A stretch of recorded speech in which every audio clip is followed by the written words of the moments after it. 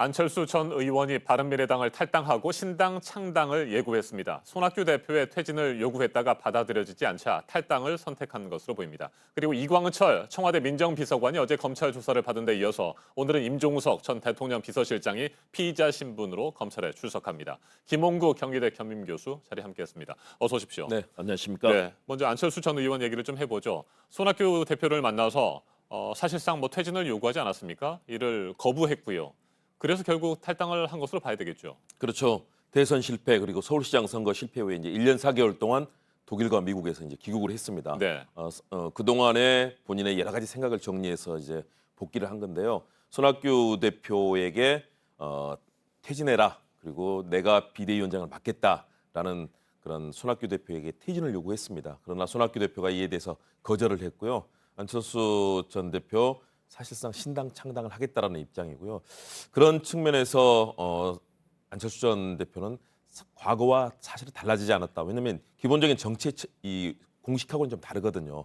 정치는 세력을 늘리는 플러스 정치가 돼야 되는데 네. 사실상 의원들이 20명이고요. 또 당이라는 큰 틀이 있는 바른미래당을 포기하고 새로운 당을 만든다. 사실은 힘든 길이거든요. 그런 길을 가는 것이고 안철수 전 대표에게 있었던 과거의 새정치라는 구호가 있었지 않습니까? 그러나 이제 과거의 그 새정치는 사실은 국민들에게 많이 잊혀진 상황입니다. 그렇다면 어떤 정치를 해나갈지 본인은 중도 개혁 이 목소리로 아마 이번 총선과 이후에 대선까지를 겨냥하는 행보를 하기 위한 신당 창당에 나설 것으로 보입니다. 네, 안철수 전 의원이 신당 창당을 하게 된다면 얼마나 많은 우군, 같은 세력이 함께 하느냐가 중요하지 않겠습니까? 일단 안철수계로 분류되는 바른미래당 의원이 7명인데 이 가운데 권은희 의원을 빼면 모두 비례대표잖아요. 그래서 탈당이 쉽지 않고 이런 상황인데 이건 어떻게 전망하십니까? 그렇죠. 그래서 탈당하게 해달라라는 그런 요청을 하는데요. 저는 아마 손학규 대표가 받아들이지 않을 거라고 봅니다. 손 대표가 제명을 하지 않을 경우에는 탈당이 불가능한 거잖아요. 그렇죠. 바로 의원직을 상실하게 됩니다. 그런 측면에서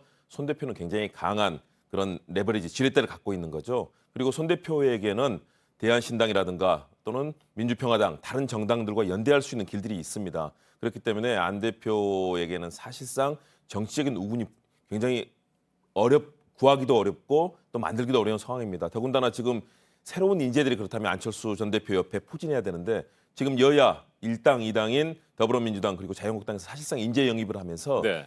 소위 말하는 쓸만한 인재라고 할 수 있는 그런 정치적 제목들을 거의 다 지금 가져간 상황 아니겠습니까?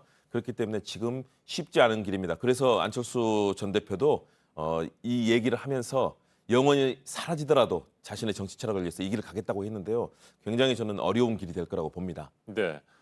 안철수계 의원들 손 대표가 제명을 하지 않을 경우에는 비례대표를 포기할 수도 있다. 이런 뜻을 밝히고 있는 것 같은데 이게 실제로 이루어질 거라고 보십니까? 저는 이루어지기는 좀 쉽지 않다고 네. 봅니다. 그러나 안철수 전 대표가 굉장히 이 길을 가겠다고 판단한다면 서로 간에 협의하에서 갈 수 있는 가능성은 있을 텐데요. 그렇게 될 경우에는 사실상 그 의원들이 이 현 한국 정치에서 그렇게 큰 영향력을 가지고 있는 의원들이 아닙니다. 대부분 비례 초선이거든요. 이 의원들이 가질 수 있는 한국 정치에 대한 영향력은 굉장히 제한적이다. 그렇기 때문에 이 탈당을 해서 움직이더라도 크게 주목을 받을 수 있는 세력이 되긴 어렵다고 봅니다. 결국은 안철수 전 대표에 대한 아직도 개인적인 충성도가 높은 그런 지지자 그룹들이 이제 역할을 할 수밖에 없는 상황이고요. 저는 그런 측면에서 앞으로 보수 통합의 이 흐름과 같이 여러 가지 대화를 나누고 연대할 가능성을 비치면서도 안철수 전 대표 중심의 신당을 중심으로 해서 네. 향후에 총선에서는 이번 선거구제 개혁으로 해서 비례정당 3%의 봉쇄율만 넘어서면은 일단 비례 의석을 받을 수 있습니다.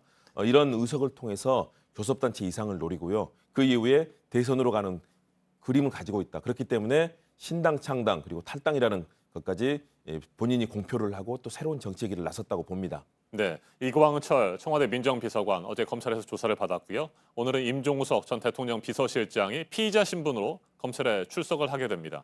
감찰 무마 의혹 등과 또 관련이 있고 또 청와대 선거 개입 의혹과 관련돼 있는 청와대 인사들이 잇따라 검찰에 타깃이 되는 것 같습니다. 어떻게 보십니까? 그렇습니다. 이 두 분 같은 경우는 선거에 영향을 주기 때문에 네. 선거 이후에 기소를 한다는 그런 검찰의 기본 방침은 나왔지만 이들을 모두 사실상 유죄로 보고 있는 것 같습니다. 선거에 직접 개입했다.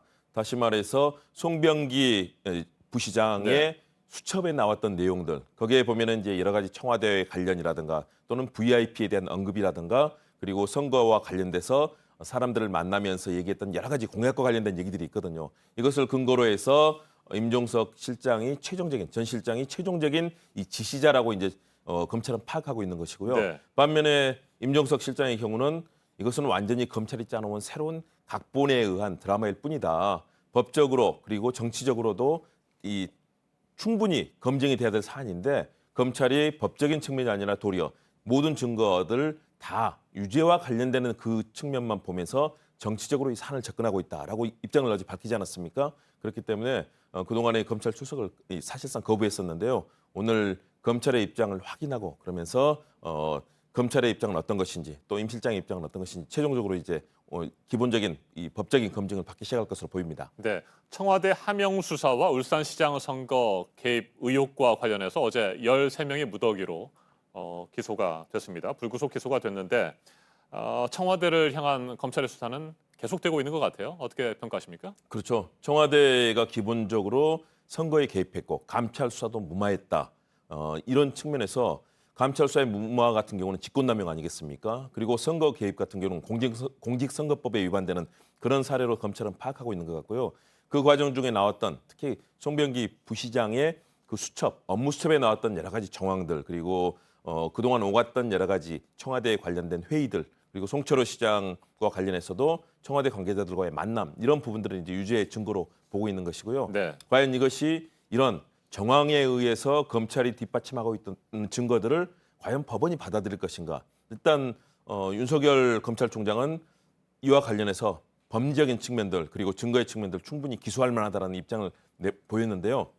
그러나 그동안 검찰이 보여줬던 여러 가지 공소장이라든가 법원에서의 증거 제시 이런 흐름들을 본다면 과연 검찰의 이 주장을 다 받아들일지 좀 사실은 의심스러운 측면이 있습니다. 그런 측면에서 아마 치열한 이제 법리 다툼이 벌어지고 과연 증거의 능력에 대해서도 법원의 이 판결을 받을 것으로 보이는데요. 일단 청와대 관계자들은 다 일단 부인하고 있는 상황이기 때문에 검찰과 청와대 이런 법리 논쟁들 아마 치열하게 펼쳐질 것 같습니다. 네, 청와대를 둘러싼 여러 가지 의혹, 사건들에 대해서 법원이 어떤 판단을 내릴지 지켜볼 수밖에 없는 상황인 것 같습니다. 네, 그렇습니다. 오늘 여기까지 듣겠습니다. 김홍국 경기대 겸임 교수였습니다. 말씀 잘 들었습니다. 감사합니다.